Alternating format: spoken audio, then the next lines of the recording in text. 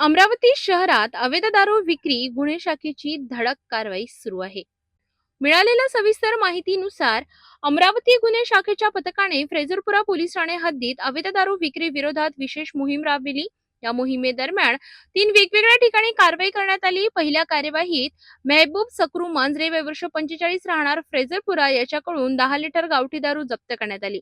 दुसऱ्या कार्यवाहीत 58 वर्षीय महिला राहणार कुंभारवाडा हिच्याकडून 10 लिटर गावठी दारू जप्त करण्यात आली. तर तिसऱ्या कार्यवाहीत सुनील दत्तूपंत आठवले वय वर्ष 54 राहणार संजय गांधीनगर यांच्याकडून 180 ml च्या 15 बाटल्या बॉबी संत्रा दारू असा एकूण 7,200 रुपयांचा मुद्देमाल जप्त करण्यात आला. या तिन्ही आरोपींविरुद्ध अवैध दारू बाळगणे व विक्री करणे या गुन्ह्याखाली फ्रेझरपुरा पोलीस ठाण्यात गुन्हे दाखल करण्यात आले आहेत.